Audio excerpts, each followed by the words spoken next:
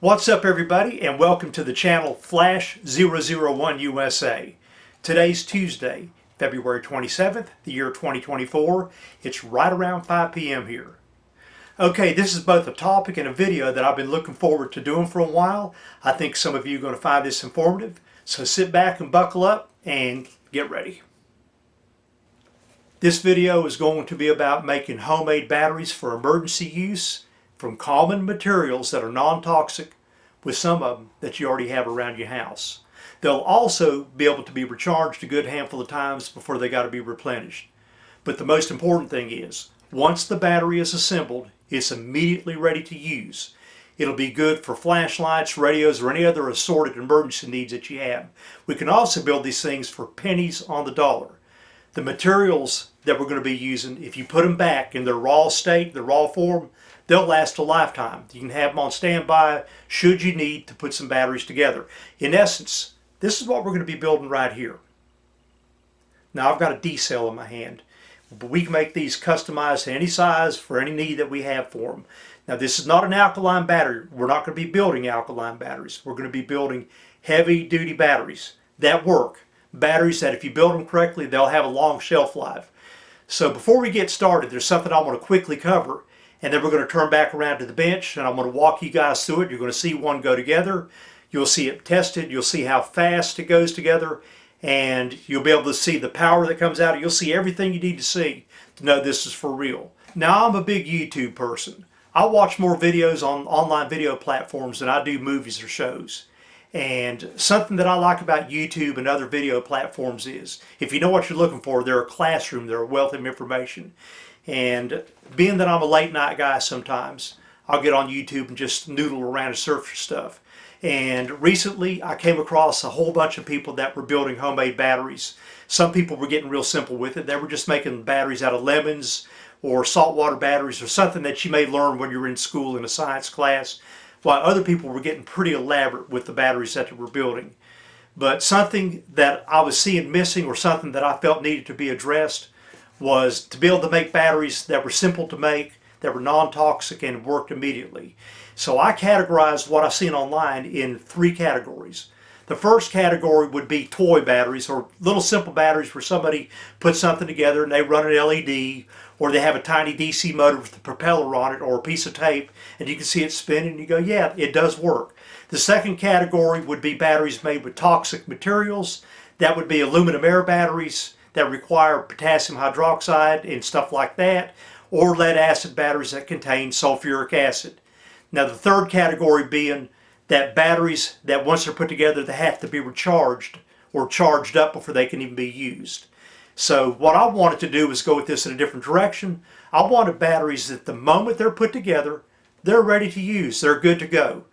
And if you put the battery together and set it aside, that it's not just going to self-discharge in a couple days.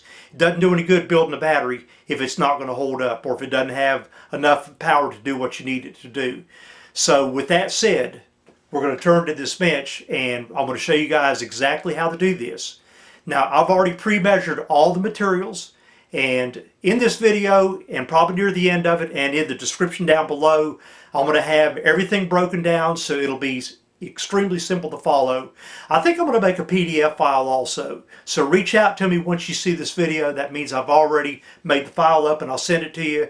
You can have a paper backup of it so you can have some notes to go by. So now, off to the bench. Okay, for the sake of the video and just to keep things simple, we're going to be making a small battery, and we're going to use this little piece of PVC pipe in my hand to build the battery in. And what this is, it's just a piece of 3/4 inch PVC pipe, thin walled, cut maybe a little bit more than a 1/2 inch in height, and it would be the equivalence of less than a AAA battery as far as its capacity that it can hold. The first thing we're going to do though is we're going to cover the ingredients, and some of it will need just a short explanation. Some of it I'll have to give you a little bit more information on it so that you can keep up with what's going on here. But the overall process is extremely simple, and as mentioned, everything here is non-toxic. So you see I got a handful of cups going through here, and we'll cover everything 1 cup at a time. So we'll start over here from the left and let you see what I got here. This is just common table salt. For this battery, I mean, I've only got like a quarter of a teaspoon, if that much, of salt in here. And this is going to be part of our electrolyte. What the table salt does, what its purpose is this actually helps generate the current for the battery. We need working current. You don't want a battery that's not going to be able to do work for you. Doesn't do any good if the battery has plenty of voltage if the current's not there to push it. Now, table salt is not used in batteries. What they use in batteries, however, or they used to, and I think they still do, is ammonium chloride, which this stuff is common, it's cheap, it's not poisonous, and it's used in cough medicines. God, it's used in a lot of stuff. It's used in the treatment for animals. They use it for all sorts of stuff. It's dirt cheap, and this bag here will last you forever and a day because you're only going to be using like a quarter of a teaspoon, half a teaspoon of it at a time for making batteries. So a pound of this will just go forever. But we're substituting it with table salt. As in the video when I mentioned common household items, that's exactly what I meant.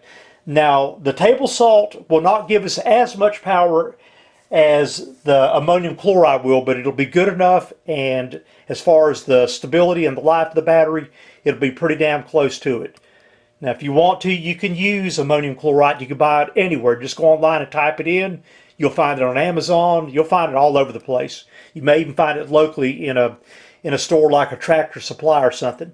So that's their table salt. The next thing that's common,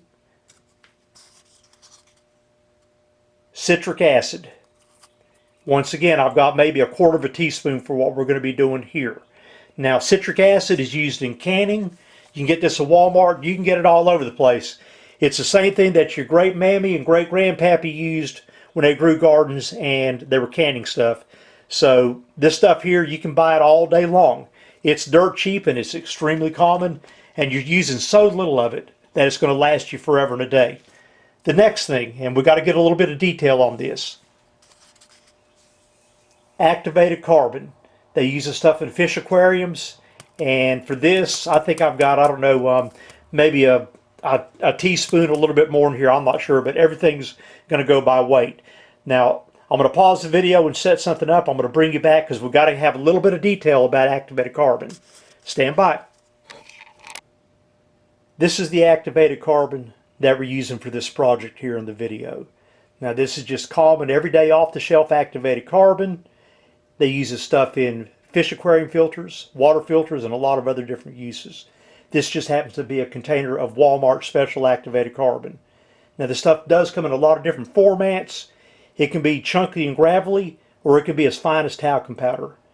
It doesn't matter because you're going to be going by weight and not volume when you're mixing this stuff up and preparing it. So let me show you what this looks like right out of the package.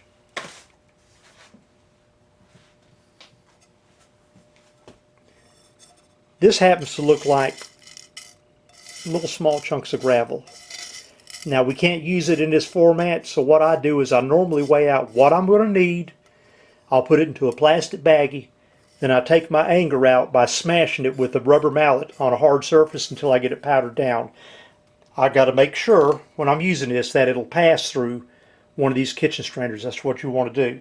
Now I would suggest you take it a step further. You don't have to, but I would, and I actually do that for my batteries when I'm building them. And let me show you what I do.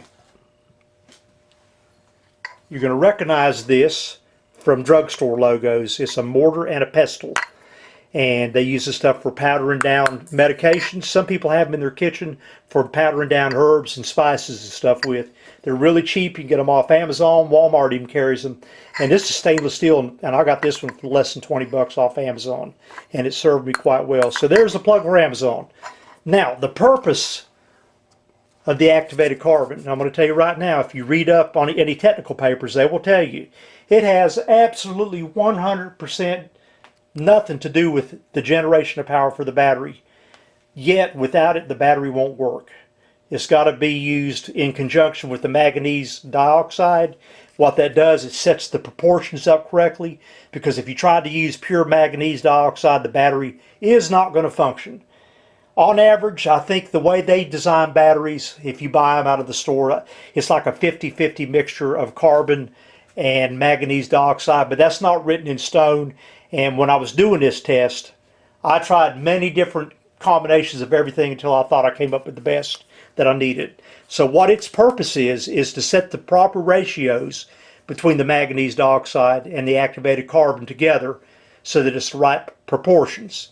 Also, this has another major purpose that it serves. This holds the electrolyte so that the battery just doesn't dry out. That's the main purpose of this. Now let's move over to the next thing that's not so common yet. It's very common. The magic pixie dust, the manganese dioxide. They use this stuff in pottery, which means you can get it out of hobby shops or you can get it online. It's very cheap, dirt cheap. It takes very little. You can see what I got in here for making this battery. So if I buy this stuff like 5-pound bags and it'll last me for 2 lifetimes. I'll never use all of it. So once you get it, you've got it, and unless you're planning on making batteries and selling them to everybody, you'll have enough to last you forever and a day. This is what works in conjunction with our zinc and our carbon rod and all the stuff that we're going to get to here in a second. This is what allows the electrons to flow. It allows the zinc to be broken down, which, you know, it allows electron flow and our zinc and to be able to produce the working power that we need. So that's the purpose of this. If you were to make the battery up and forget to put this in, which I have, the battery will have absolutely 0.0 voltage on it, and you'll be scratching your head wondering, what did I do wrong? So just to be aware of that. The last ingredient is just tap water. Now, if you got tap water that's loaded full of minerals or other stuff, go get you some distilled water. So I've got that. I also have a water bottle dripper here. I got a little medicine container that I have, and this, I think this had vitamins in it or something, but I keep water in this because it's critical that you get the right amount of water into it. You don't want to over wet it or under wet it. So by the time I add water to it, I'll break this guy out here so that I can get really right on the mark with how much water I want into it. If you try to pour it out of a cup or a spoon, you wind up soaking it, and all you do is make a mess. Okay, so this is the stuff right here that's for the basic materials that go into the battery. I kind of already covered this piece of hardware here. That's going to be our enclosure for our battery. Now the next thing we have to have, there's a couple things we got to have actually, and this is going to be zinc, and I'm going to show you how to get this stuff so dirt cheap. Do not go online and buy this from a science shop. They'll sell 99.99% pure zinc, and you'll pay out the wazoo for it. This stuff is what they use on roofs. Roofers use this. They put it between the shingles, and what it does, it inhibits moss growth on shingles, and it's 99.9% pure, and it's all you need. That's all you will ever need. And this is going to be our current collector here for the negative side of the battery, and you can see how tiny it is. It's the size of a nickel.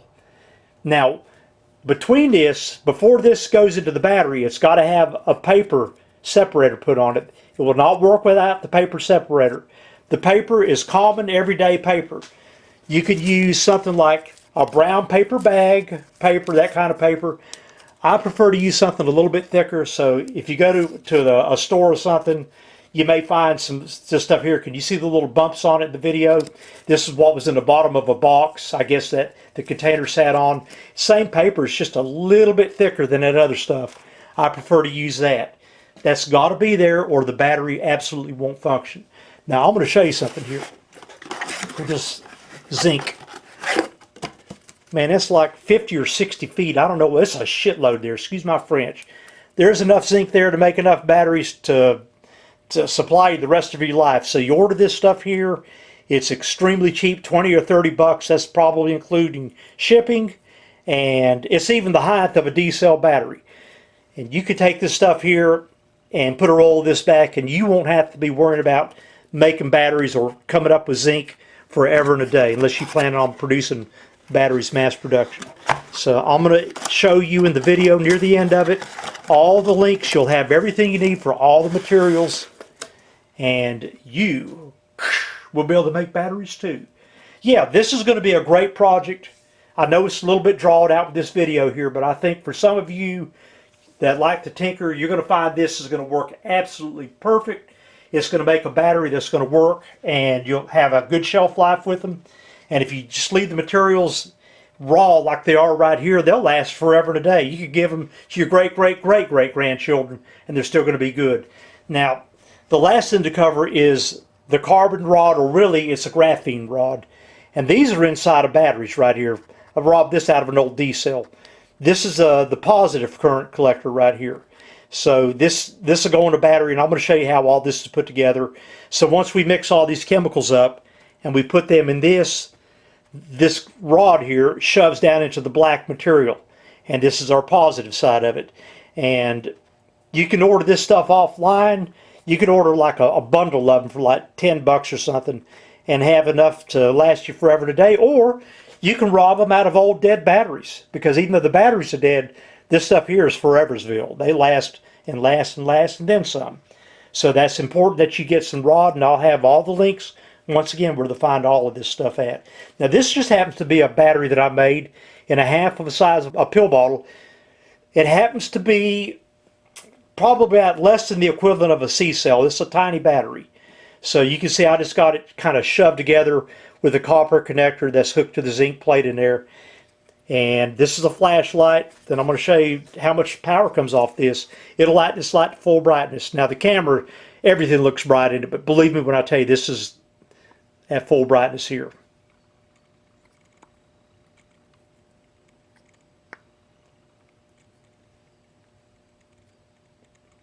And I can just sit there and hold it and hold it and hold it. It'll run this light it'll run it for a good while probably. But just wanted to see an actual working battery. Now this was a tester that I built when I first started building. I built this, I don't know, maybe a week or so ago, and just let it sit around. For me, it was a way to see how the battery would hold up if it would self-discharge, which it did not. And I've got some other batteries here that I made even smaller than this one when I was first doing this. I didn't want to waste a bunch of material making up something and then it doesn't work and then I got to dump it. So I made itsy bitsy teeny batteries, and I actually got one sitting around here that's the equivalent of a watch battery. And it's been sitting around for 2 months and holding this charge. It still works. It doesn't really have a lot of power in it, but it does work. If I can spot it here, if I can, I'm not going to, yeah, here it is.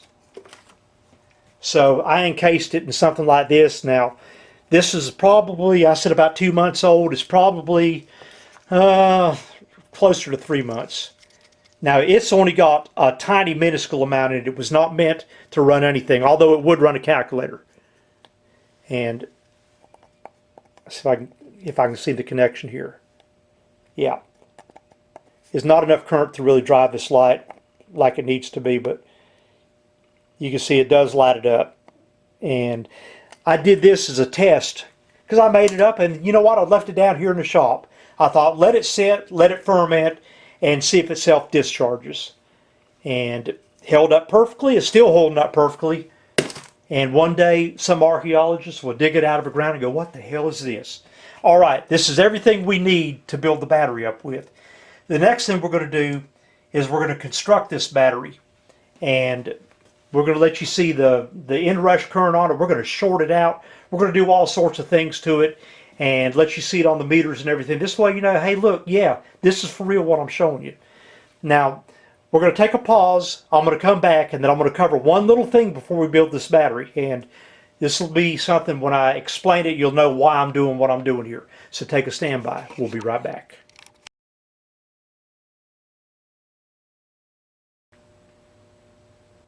Okay, when I first started this project, the last thing I wanted to do was be wasting materials. So I needed to be really conservative with what I was working on. And what I did was I built a small test fixture that I could build tiny batteries up on it. This way I could fine-tune the formula. Now, although you find information online with college papers and even some patent information, they're not going to tell you exactly what they do or the proportions of what they use in their products they build. So I had to have a way to experiment and at the same time be conservative with my materials. This is a test fixture, what you're looking at. And earlier I showed you this little piece of PVC pipe here that actually sits on top of this test fixture right here. And then I got a piece that once I packed my carbon material in here and put my piece of zinc on top of that, I got this. It goes on like this, and I can use a couple of little nuts, tighten them down, and it frees up my hand so I can hook meters up to it and make all the measurements and do all the tests with it. So I'm going to show you what I did as far as this fixture goes, because there may be somebody out there that wants to try this and maybe try their own materials. And the last thing you want to be doing is wasting materials by building large quantities of anything up and then finding out it doesn't work and having to trash it. Plus, this keeps everything to an exact, as far as measurements go, and proportions in exact amounts, so you can actually see what you've got or what you don't have. And all I did was I used a small little mason jar with a plastic lid. I robbed a carbon rod out of a battery, and he doesn't stand quite as tall as the plastic disc. That's because we don't want our zinc plate up here shorting out against this guy here, against the positive part of this. So I got this carbon rod going through here, and at the bottom I got a piece of copper wire tightly wrapped around it for a good connection that goes to this screw here that comes to the top for our positive connection. And of course at the bottom I've got it sealed up with some hot glue. Then I've got two standoffs here. The standoffs, their purpose was just for this top piece here that's going to go like here and allow me to screw everything down. Okay, so when I put everything together, I could tighten it all down and be hands-free with it. So I wanted to give you that explanation because we're going to be using this to build this test battery up on. And hey, this little battery is going to carry a punch with it. You're going to see that this is actually going to be a working battery. So we're going to pause out, and our next step is going to be mixing everything together. You're going to see it happen in real time. And I mean, this very second this battery's assembled, it's ready to go. It's ready for action. Stand by while I reposition the camera.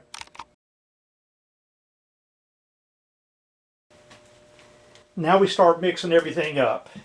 And it may look like it's a lot of steps, but believe me when I tell you it's not. So the first thing I want to do is I'm going to mix my manganese dioxide with the activated carbon. So I dump it in here like this. And you're going to need other little tools too, I should have mentioned. You need just some little plastic spoons and stuff like that. And I actually cut these down, trimmed them off on the side so I could dump stuff into containers with them. You want a plastic stir rod or something, which I got here. Now I'm going to dry stir it. I'm going to dry mix it.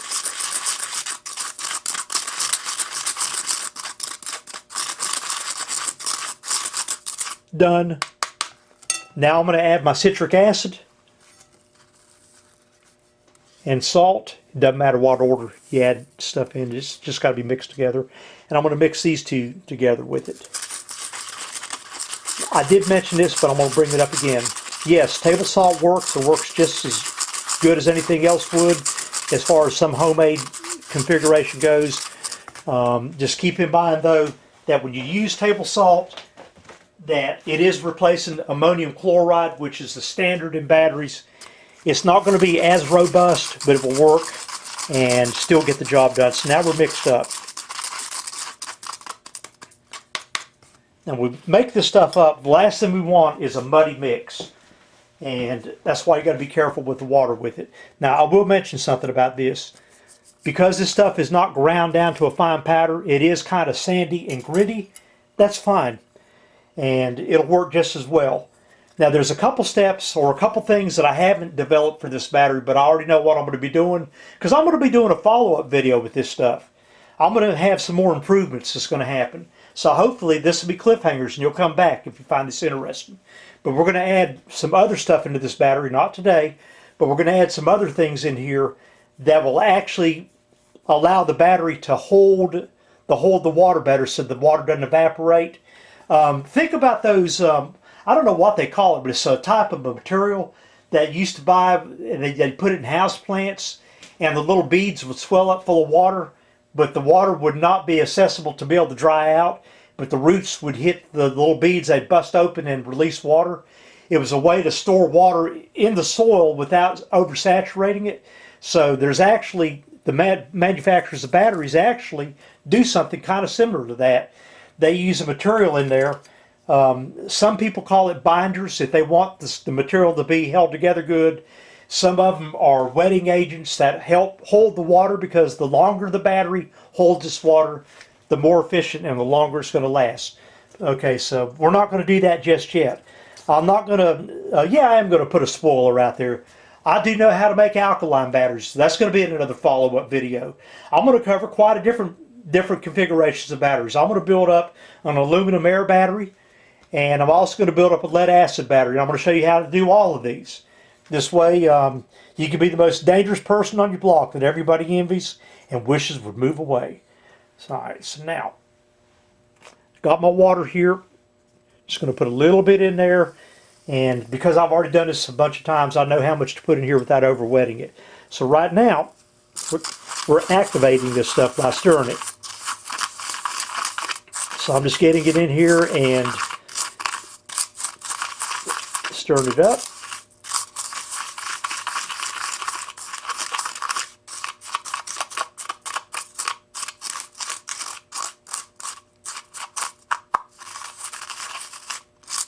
I'm going to put on a pair of rubber gloves here too, so I'm going to set this down and pause the video out for 2 seconds because the carbon gets your hands nasty.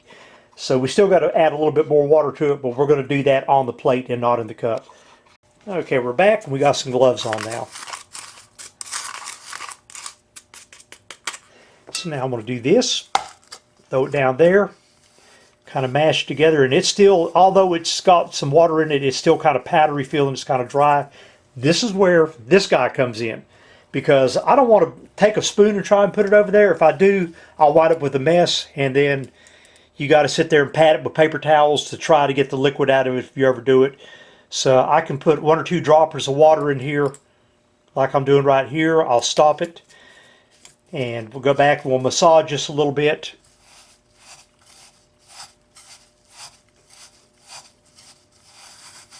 And squeeze it. Plus that helps break down the salt and our other materials in here, such as our citric acid. This helps get everything good and mixed. And if I squeeze it hard, I can see that I think I got it moist enough here.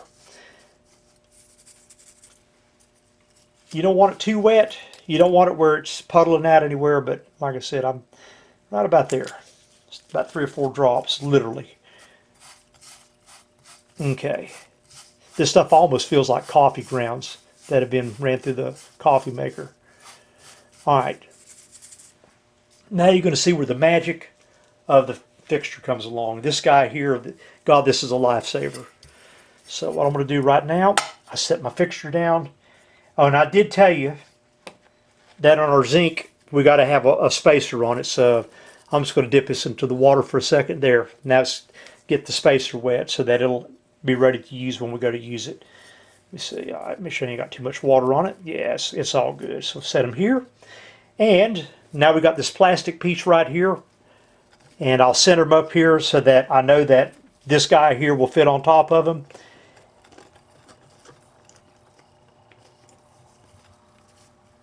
Yeah, I just want to center them up because this is not rocket science what I've got here. All this is a little piece of aluminum, and I took a piece of rubber, flexible rubber on it, and glued it on the bottom, and I glued a nickel on the bottom of that, so that acts like a little vise to mash down on it, plus the rubber can kind of give and take, because this thing isn't like perfectly level when I'm making it. So we're going to go ahead and put this battery together. And when I say this battery is ready to go as soon as I put the stuff in it, I mean, that's verbatim. It is literally a battery and it's ready to use.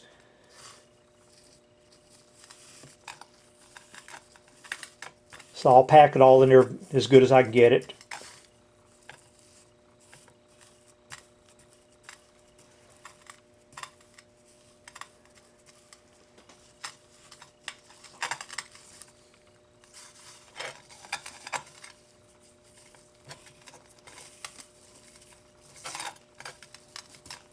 Make sure I got it centered here. So you guys are seeing this real time. It's not like this is something that's been choreographed and worked out. This is winging it, flying by the seat of our pants doing this, because this is just a little test fixture. And there's no real rocket science whatsoever involved in this. Okay, now what you don't know is behind me I've got a little bucket full of water, so I'm going to go rinse off my fingers and kind of clean myself up.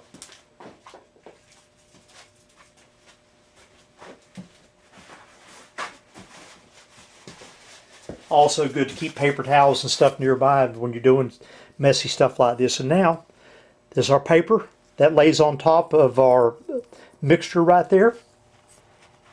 And by the way, everything that we mixed in those cups was the electrolyte and everything. The electrolyte was in powder form, which was citric acid, table salt, So all that stuff works together.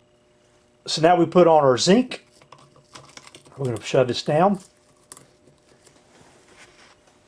I got screws and nuts to go on here, so we got that.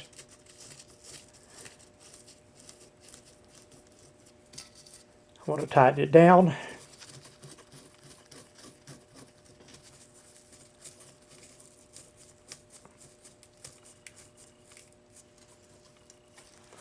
That's the battery right there. Let's break out the voltmeter.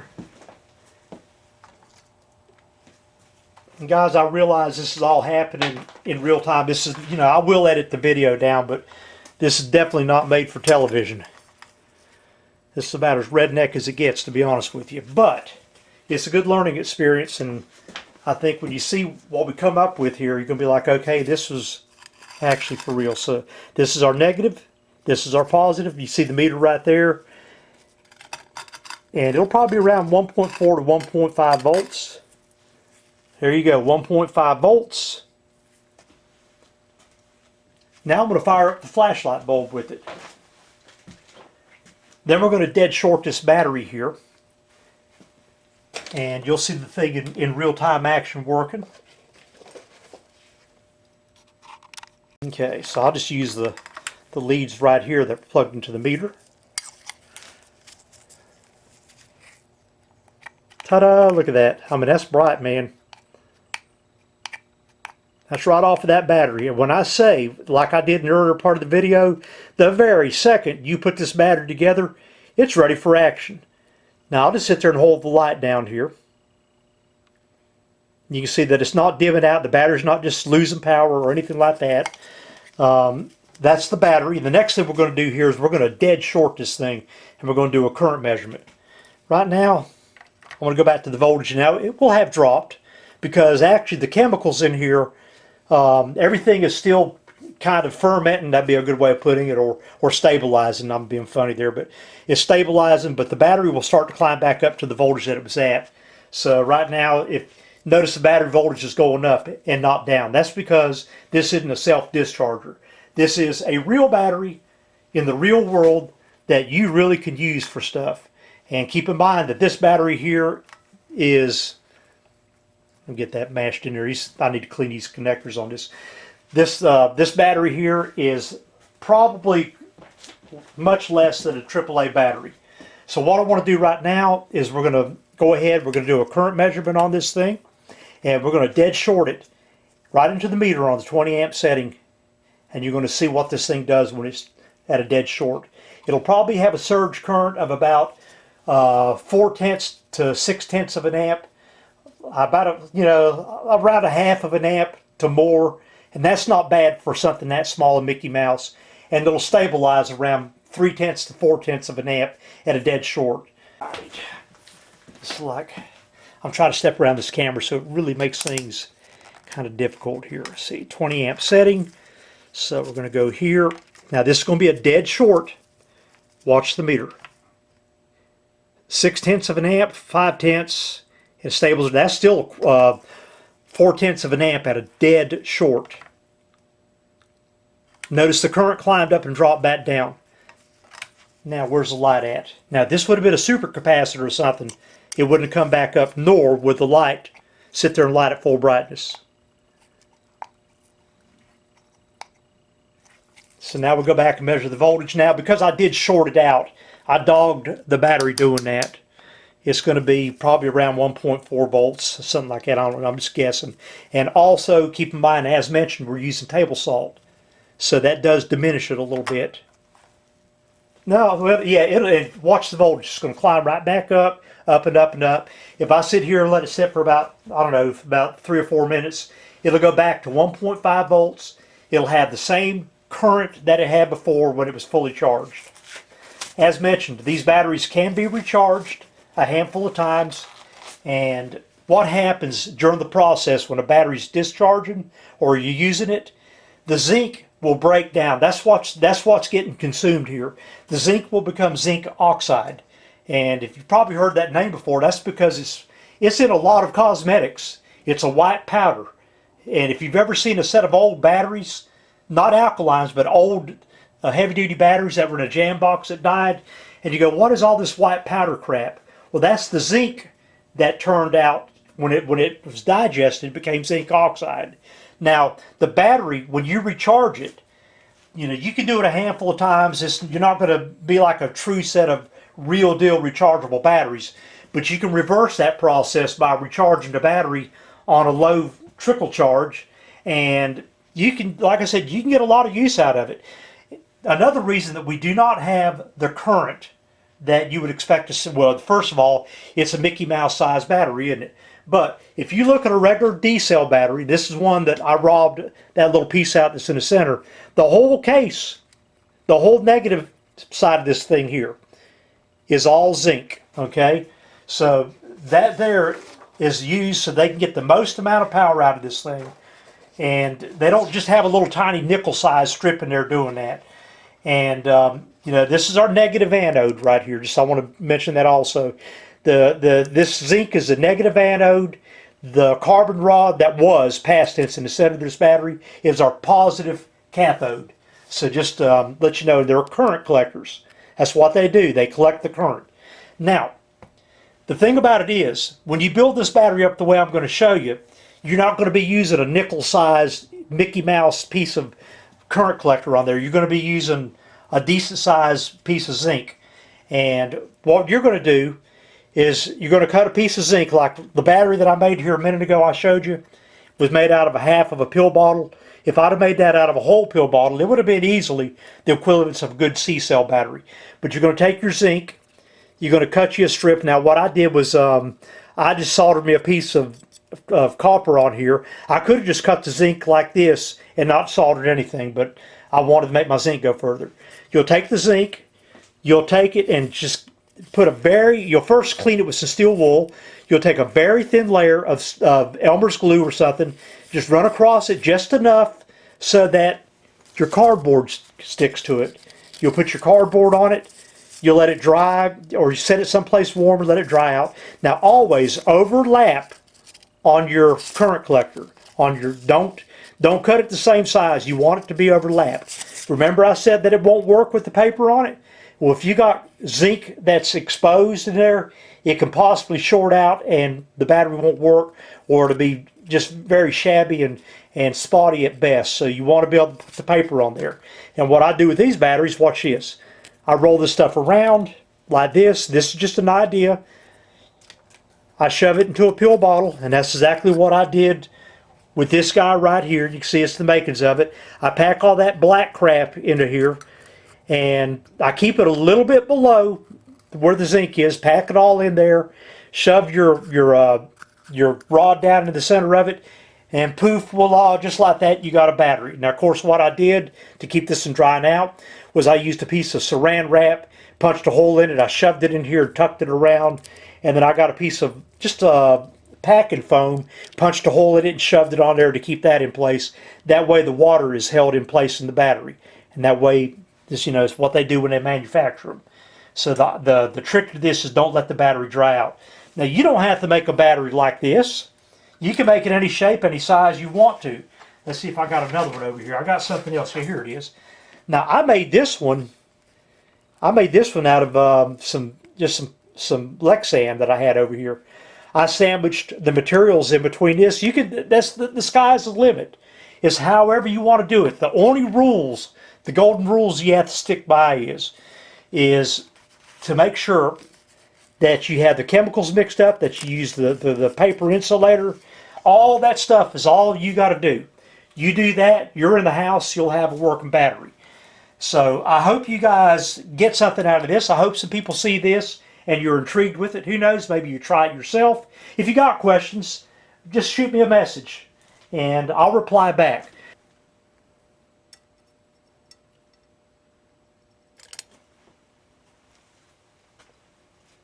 Alright, I hope some of you out there found this video to be informative, and nothing would please me more than to see someone take this formula and take it to the next level, make some improvements on it, and then share it with the rest of us. Okay, Flash 001 USA, we're going to be signing off. Have a good day, everybody. Bye-bye.